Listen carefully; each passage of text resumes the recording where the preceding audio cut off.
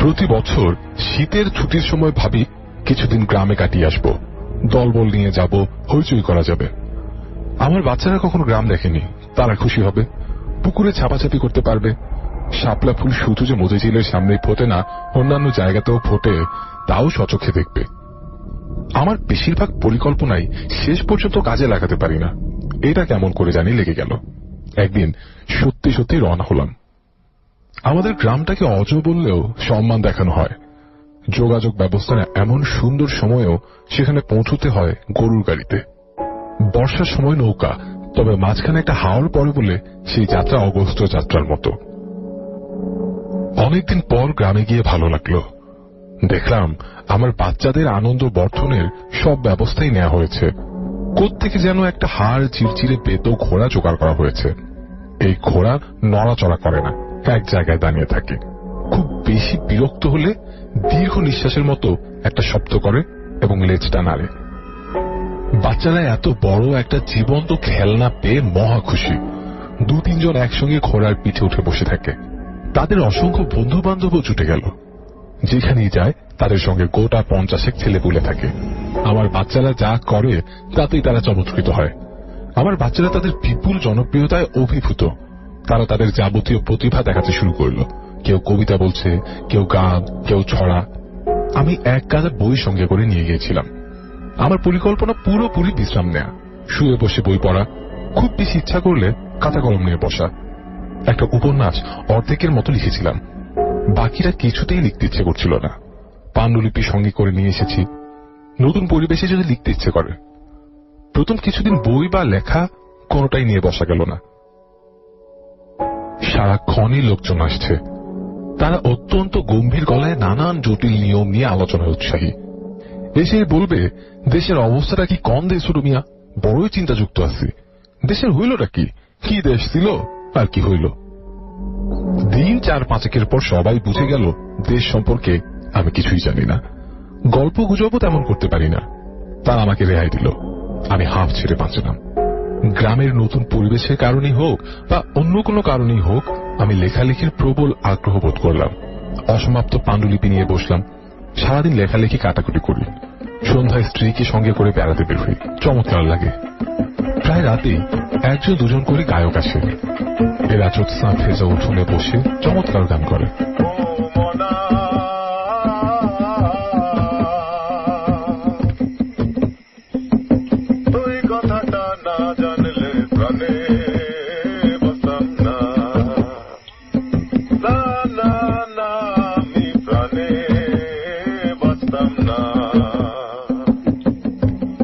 সময়টা বড় চমৎকার কাটতে লাগলো। লেখার ব্যাপারে আগ্রহ বাড়তেই লাগলো। সারা দিনই লিখি। এক দুপুরের কথা, এক মনে লিখছি। জানলার ওপাশে খুট করে শব্দ হলো। তাকিয়ে দেখি খালি গায়ে রোগা মতো 10-11 বছরের একটা ছেলে গভীর আগ্রহে আমার দিকে তাকিয়ে আছে। ওকে আগেও দেখেছি। জানালার ওপাশ থেকে গভীর কৌতূহলে সে আমাকে দেখে। চোখে চোখ পড়লে পালিয়ে যায়। আজ পালালো না। আমি বললাম, কিরে? সে মাথাটা চট করে নামিয়ে ফেললো। আমি বললাম, চলে গেলি নাকি? ও আড়াল থেকে বলল, না। নাম কি রে তোর? মমতাজ মিয়া। আয় ভেতরে আয়। না। আর কোনো কথাবার্তা হলো না। আমি লেখায় ডুবে গেলাম। ঘুঘু ডাকা শ্রান্ত দুপুরে লেখালেখির আনন্দই অন্যরকম। মমতাজ মিয়ার কথা ভুলে গেলাম। পরদিন আবার এই ব্যাপার। জানলার ওপাশে মমতাজ মিয়া বড় বড়। আমি বললাম, কি ব্যাপার মমতাজ মিয়া? আয় ভেতরে। সে ভেতরে ঢুকলো। আমি বললাম, থাকিস কোথায়? উত্তরে পোকা খাওয়া দাঁত বের করে হাসলো। স্কুলে যাস না? আবার হাসি। আমি খাতা থেকে একটা সাদা কাগজ ছিঁড়ে তার হাতে দিলাম। সে তার এই বিরল সৌভাগ্যে অভিভূত হয়ে গেল। কি করবে বুঝতে পারছে না। কাগজটার গন্ধ শুকলো। রাতে খেতে খেতে আমার ছোট চাচা বললেন, কেন বিয়ারছো? যাই দেখে তুলে লয়ে যায়। শ্রী সীমানা কাছে দিবা না। 2 দিন পর পর মাইর খায়, তা তো হুশ হয় না। তোমার এখানে আসে কি করে? কিছু করে না। চুরি সন্ধানে আছে কি জানি। এর মধ্যে হয়তো কলম টলম নিয়ে গেছে। না না, কিছু নেয়নি। ভালো করে খুঁজে টুজে দেখো। কবর থেকে তুললেন। সে মমতাজ মিয়ার গল্প। আমি আমার এই জীবনে অদ্ভুত গল্প অনেক শুনেছি, এরকম কখনো শুনিনি। শুনলেন গল্পটির প্রথম অংশ।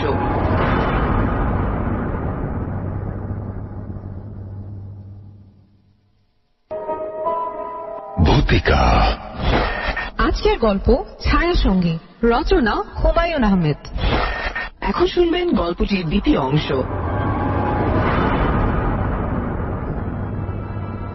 মাওলানা সাহেব বললেন, কি যে মমতাজ?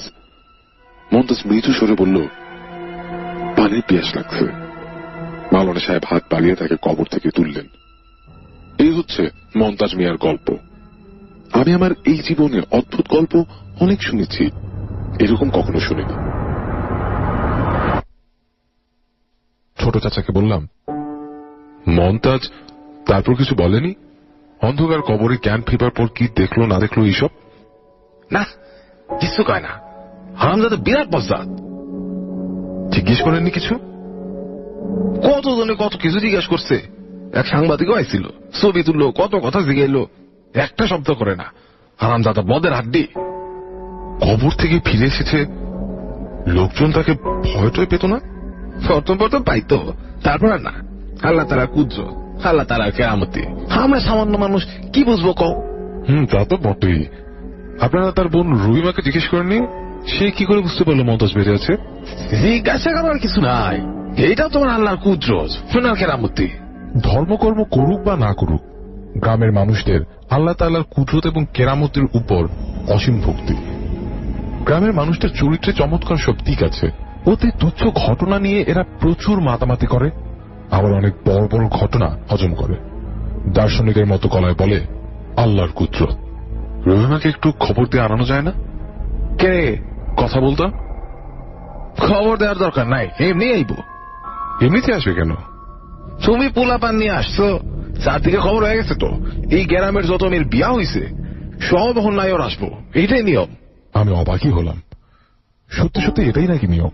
গ্রামের কোন বিশিষ্ট মানুষ আসা উপলক্ষে গ্রামের সব মেয়ে নায়র আসবে। বাপের দেশে আসার এটা তাদের একটা সুযোগ, এই সুযোগ তারা নষ্ট করবে না। আমি আগ্রহ নিয়ে জিজ্ঞেস করলাম, কেউ কি এসেছে? আসবো না মানে? গ্রামের একটা নিয়ম শৃঙ্খলা আছে না? আমাদের উপলক্ষে যেসব মেয়ে নায়র আসবে তাদের প্রত্যেককে যেন একটা করে দামি শাড়ি উপহার হিসেবে দেওয়া হয়। একদিন খুব যত্ন করে দাওয়াত খাওয়ানো হয়। ছোট চাচা পছন্দ করলেন না, তবে তার রাজি না হয়েও কোনো উপায় ছিল না। আমাদের জমি জমা তিনি দীর্ঘদিন ধরে ভোগ দখল করছেন। গ্রামের নিয়ম মতো একসময় রহিমাও এলো, সঙ্গে 4টে ছোট ছোট ছেলে মেয়ে। হত দরিদ্র অবস্থা। স্বামীর বাড়ি থেকে সে আমার জন্য 2টো ডালিম নিয়ে এসেছে। আমার স্ত্রী তাকে খুব যত্ন করে খাওয়ালো। খাওয়ার শেষে তাকে শাড়িটি দেয়া হলো। মেয়েটি অভিভূত হয়ে গেল। এরকম একটা উপহার বোধ হয় তার কল্পনাতেও ছিল না। তার চোখ দিয়ে টপ টপ করে পানি পড়তে লাগলো। আমি তাকে আমার ঘরে ডেকে নিলাম। কোমল গলায় বললাম, কেমন আছো রহিমা? ভালো আছি ভাইজান। শাড়ি পছন্দ হয়েছে? পছন্দ হইব না কি কোন ভাইজান? অত দামি জিনিস তো আমরা কোনোদিন চোখেও দেখছি না। তোমার ভাইয়ের ব্যাপারটা জানতে চাচ্ছিলাম।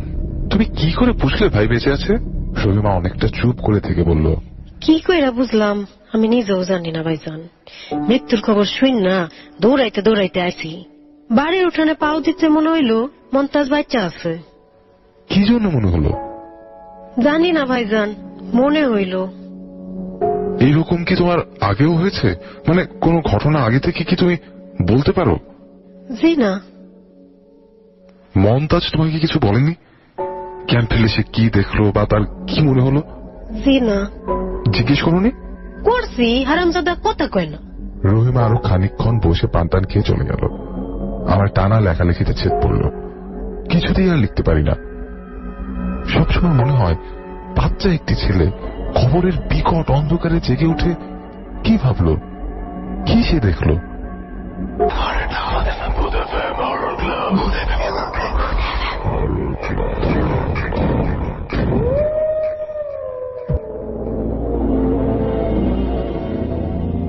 শীতের রাত, জমাট বাঁধা কুয়াশার চাদর কেটে ছুটছে একটি কালো রঙের গাড়ি। আকাশে হলদে চাঁদ। স্টিয়ারিং হুইল ধরে আপন মনে গাড়ি চালিয়ে যাচ্ছেন ডেভিড মিটম্যান। পেশায় তিনি একজন ডক্টর। শহরের বাইরে একটি কল সেরে ফিরছেন। রাত প্রায় 3টা। সিট জেগে বসছে ভালোভাবেই। গায়ে পুরো কোট মাফলার থাকা সত্ত্বেও ঠকঠক করে কাঁপছেন তিনি। নির্জন রাস্তা, নিশুত রাত, 2 ধারে শুধু লতাপাতা আর জঙ্গল। আশেপাশে প্রায় 2-3 মাইল কোনো জনবসতি নাই। চলন্ত গাড়ির হেডলাইটের আলোয় সামনের পথে খানিকটা দেখা যাচ্ছে। শীতে কষ্ট পেলেও ডক্টর উইটম্যান মনে মনে বেশ নিশ্চিন্ত। শহর প্রায় এসে গিয়েছে, আর আধ ঘন্টা পরে বাড়ি পৌঁছে লেপের তলে ঢুকতে পারবেন তিনি। এখন কোনো মতে বাড়ি পৌঁছতে পারলেই হয়।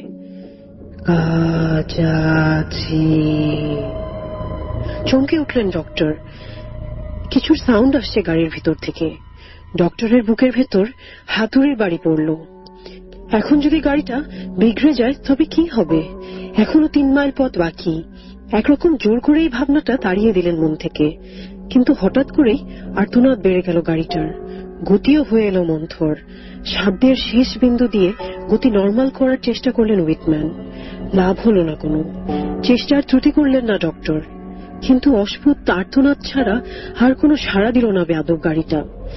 ঢুকতে ঢুকতে রাস্তার মাঝে গিয়ে অচল হয়ে গেল গাড়িটা। নড়ার নাম নেই। দারুণ শীতের মাঝেও টের পেলেন ঘামে পুরো শরীর ঘেমে গেছে। গাড়ি ফেলে রেখে এই জনমানবহীন পথে পাকা 3 মাইল পাড়ি দেবার কথা ভেবে গায়ে তার কাঁটা দিয়ে উঠল। আশেপাশে কোনো গ্যারেজ থাকা তো দূরের কথা, একটা মানুষের নামগন্ধও নেই। সকাল পর্যন্ত অপেক্ষা করতে হবে, কিন্তু গাড়িতে রাতটা পার করাও অসম্ভব। ঘুম আসবে না কিছুতেই। ভয়ে দুর্ভাবনায় উইটম্যানের শির দাঁড়াবে শীতল স্রোত বেয়ে গেল। মাথাটা কাজ করছে না। সঙ্গে করে লোক না আনার জন্য বেশ আফসোস হল তার।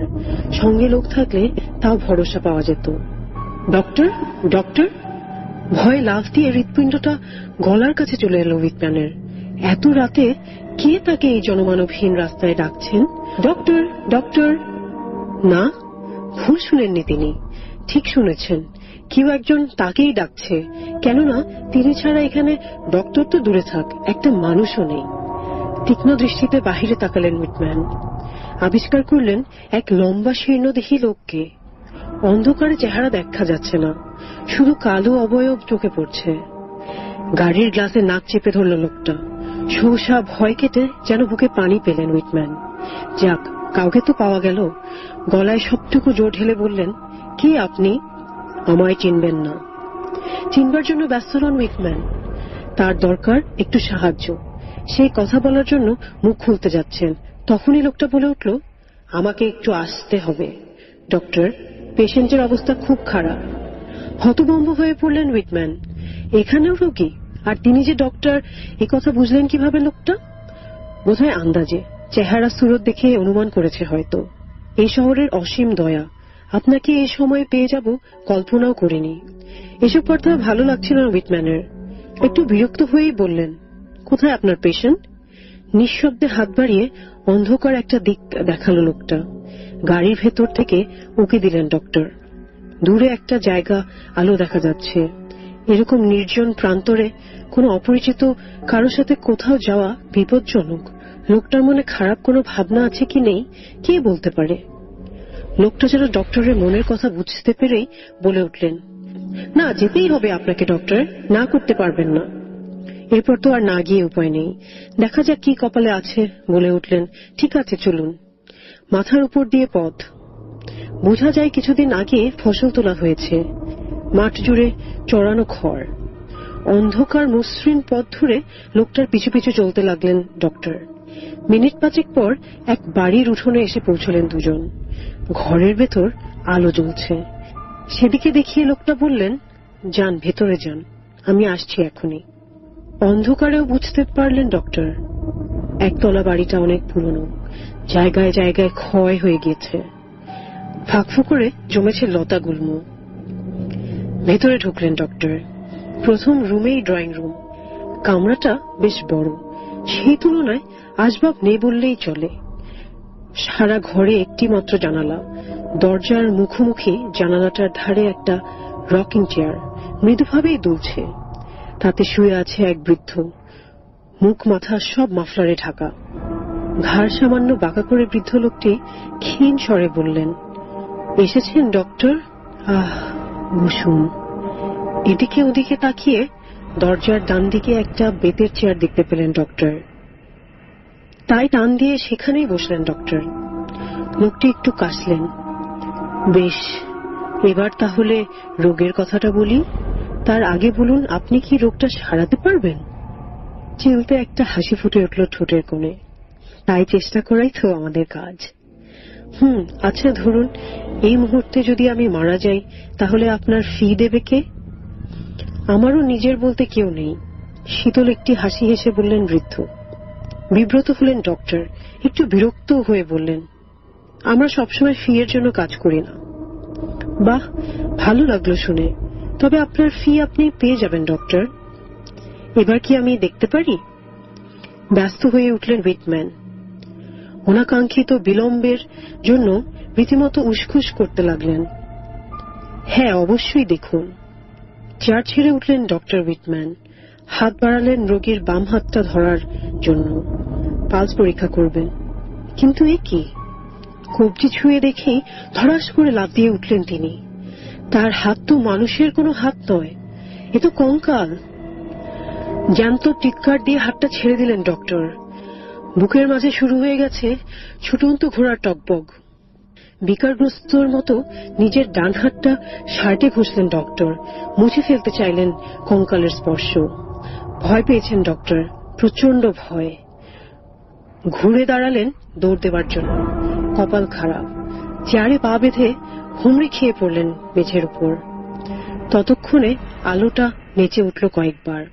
ঘাড় ঘুরিয়ে ফেকলেন ডক্টর। নিবু নিবু হয়ে উঠেছে লণ্ঠনটা। বুড়ো তাও ততক্ষণে উঠে দাঁড়িয়েছে চেয়ার থেকে। পরিমরি করতে উঠলেন হুইটম্যান। পালাতে হবে এই পিশাচার হাত থেকে। আবার দৌড় দিয়ে পালাতে পারলেও পালাতে পারলেন না। পৈশাচিক এক থাবায় বুড়ো আঁকড়ে ধরলেন ডক্টরের ডান কাঁধটা। আহ, অসহ্য যন্ত্রণায় চিৎকার করে উঠতে লাগলেন তিনি।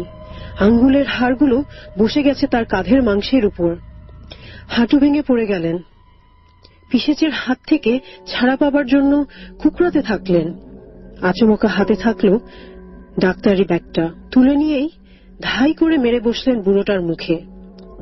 আকস্মিক আঘাতে তলে উঠল ভুট্টা। ছেড়ে দিতে বাধ্য হল তার কাঁধ। এই সুযোগে হুইটম্যান ঝেড়ে দৌড় দিলেন দরজার দিকে। পিছনে ধূপ করে নিয়ে গেল লণ্ঠনটা। শোনা গেল এক অমানসিক আর্তনাদ। কিভাবে ছুটতে ছুটতে যে গাড়িতে এসে পৌঁছলেন বলতে পারবেন না ডক্টর। মাথার মধ্যে ততক্ষণে শুধু প্রাণ বাঁচানোর চিন্তা। কি আশ্চর্য, গাড়িটাও স্টার্ট নিল যেন জাদুমন্ত্রের মতো। হাফ ছেড়ে বাঁচলেন ডক্টর হুইটম্যান। গাড়ি ছুটালেন বাড়ির দিকে। হলদে এক টুকরো চারটার সঙ্গী হল। পেছনে পড়ে রইল কিছু অভিশপ্ত স্মৃতি।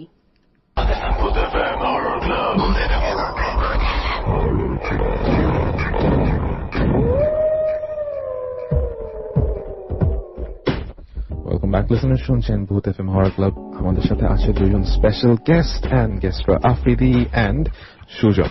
ওয়েল, স্টোরিটা তো আমরা শুনলাম, এন্ড স্টোরিটা আমাদেরকে পাঠিয়েছে সাফান আহমেদ তানিম ঢাকা থেকে, এন্ড স্টোরিটা নেওয়া হয়েছে ডিউক জোন্স গ্রে ফক থেকে। এখন বলো, মানে স্টোরিটা শোনার পরে তোমাদের অনুভূতিটা কিরকম? মানে গা থেকে মনে লোম স্টোরিটা শোনার পর এমন মনে হচ্ছে না যে গা থেকে মানে লোম এরকম ব্যাপার কিছু না। আসলে স্টোরিটা শোনার পরে আসলে ভাইয়া মানে একটু হলেও তো স্টোরি হয় না যে ভাইয়া একটু রহস্যময় স্টোরি থাকে, কিন্তু ভাইয়া ভয় থাকে কিন্তু রহস্যময়, যে রহস্যের পর রহস্যের জাল, মানে কোথা থেকে কি মানে এন্ডিংটা কিভাবে হবে, কেন হলো জিনিসটা, এরকম একটা ব্যাপার। আসলে ভাই এই স্টোরিগুলো এমন হয় যে শুরুর দিকে মনে হয় যখন স্টোরিটা শেষ হয় তখন মনে হয় যে স্টোরিটা এত তাড়াতাড়ি শেষ হয়ে গেল, আর একটু তো হয়। মানে মনে হয় যে মানে শেষ হয়েও হলো না, এরকম একটা ক্লিফ হ্যাঙ্গার একটা পজিশনে চলে যায় আর কি। So that is true. মানে আমরা এখন কি মানে তোমাদের কাছ থেকে এখন কোন স্টোরি শুনতে পারবো নাকি আমরা পরে গানের পরে এসে আমরা স্টোরিটা শুনবো? Uncensored Story of the Week.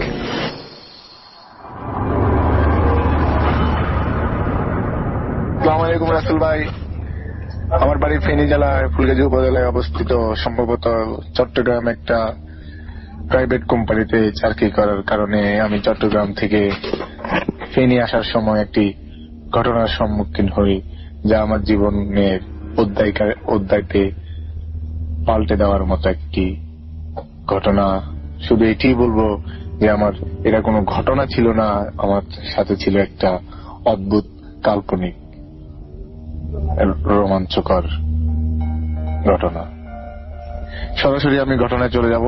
আমি চিটাগং প্রাইভেট কোম্পানিতে চাকরি করার কারণে 20 নভেম্বর আমাদেরকে একটা বন্ধ দেওয়া হয় রবিউল আউয়ালের। তাই যথারীতি 9টার দিকে বাড়িতে আসার জন্য উদয়নের ট্রেনের জন্য অপেক্ষা করতেছি। উদয়ন ট্রেনটি 10টার দিকে ছাড়ে, কিন্তু ওই দিন ট্রেন সিলেট থেকে আসার সময় লেট করার কারণে ট্রেন ছাড়তে ছাড়তে হয় 12টা বাজে। 12:30 ট্রেনটা ছাড়ার পর ফেনীতে আস্তে আস্তে প্রায় 2টা বাজে। আমি 2টার সময় ফেনীতে নামার পর বাড়ি যাওয়ার জন্য কোনো গাড়ি না পাই, তাই হাঁটা শুরু করি।